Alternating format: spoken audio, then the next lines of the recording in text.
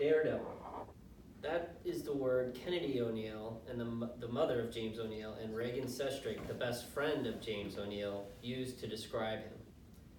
He begged his parents to go whitewater rafting when he was in 4th grade. They will tell you that he never seemed scared of anything. In 6th grade, the family took a vacation to Elephant Rock State Park. He liked climbing on the boulders and jumping one from the next. One time, he was showing off to his siblings when he fell off the boulder. His siblings started screaming and went to see if he was okay. He broke his wrist, broke his arm, and badly sprained his ankle. It was that day James O'Neill coined the phrase, "worth it," while he's on the ground. Mr. O'Neill was always looking for the next thrill. The summer after his freshman year in high school, James O'Neill went on a trip with his uncle and went skydiving, water rafting on Class 4 and Class 5 rapids. One time, Mr. O'Neill was hanging out at his friend's house, and they decided to get on the trampoline, and he told his friends to throw things to him while he swung a bat and destroyed them. While he was smashing said items, he fell off the trampoline, hurt himself, broke his arm again. What did he say? Worth it. On the day of this accident, June 30, 2018, Mr. O'Neill had graduated high school, was 19 years old. On that day, he planned to head to Dragon's Bay. He told his best friend, Reagan Sestrick, that he had something dope planned for the ride, the Flood. Now, the Flood ride is a log flume type ride that you see at a lot of these other parks. And this was at Dragon's Bay as well. And it had a long slide which plunges into water, which gets everybody wet. The boats seat about 6 people, and they have these large, heavy restraints that go on top of you to keep you safe and inside the boat. Now, Adventure Holdings, the defendant, who I represent in this case, owns the amusement park known as Dragon's Bay. Dragon's Bay is not a sideshow circus. It's not a carnival that they set up the night before. It is a professional amusement park that has engineers who design the rides. It is a permanent park. It is highly regulated, and they take safety seriously. And you will hear that although they are highly regulated, this park has had no citations of any kind in the last 10 years. Even plaintiff's own expert will admit that Dragon's Bay is one of the safest parks in Missouri. You'll hear from an employee of Dragon's Bay that Adventure Holdings and Dragon's Bay take safety so seriously that they give extensive training to all their employees. They bring in safety advisors to give training seminars. They show training videos that focus on safety to their employees. Before they let their employees on the job, they even train them by allowing them to strap in dummies on rides. When designing the Flood ride, Dragon's Bay kept in mind that death by drowning is known to be one of the most horrendous types of death.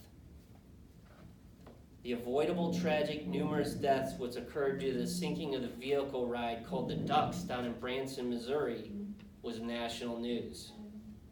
The engineers that designed the Flood ride were very concerned about drowning deaths on this water ride.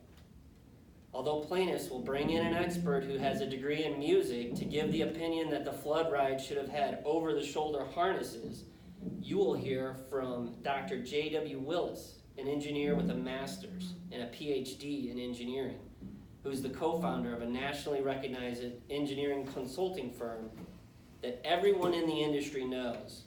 Over-the-shoulder harnesses kill people in water rides in the most terrible way because they trap people underwater. He'll further testify the lap belt is the most appropriate restraint for the Flood ride, given that it was a water ride. In addition to the lap belt, the park has a second precaution. You'll hear from Reagan Sestrick, an employee, that the park has safety signs everywhere in the park.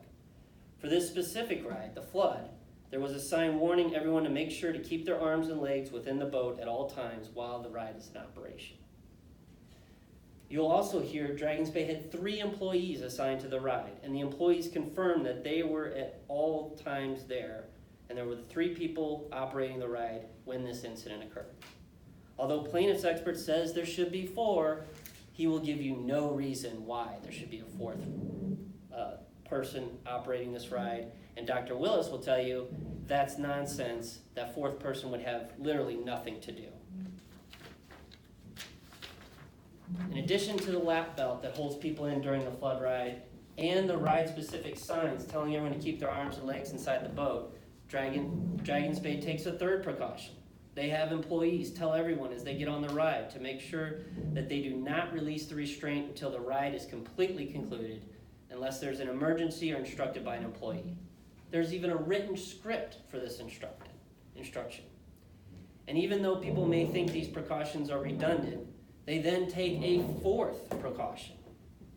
They require the employees to physically check the restraints prior to allowing a ride to start, just like a flight attendant checks the seat belts on an airplane before takeoff.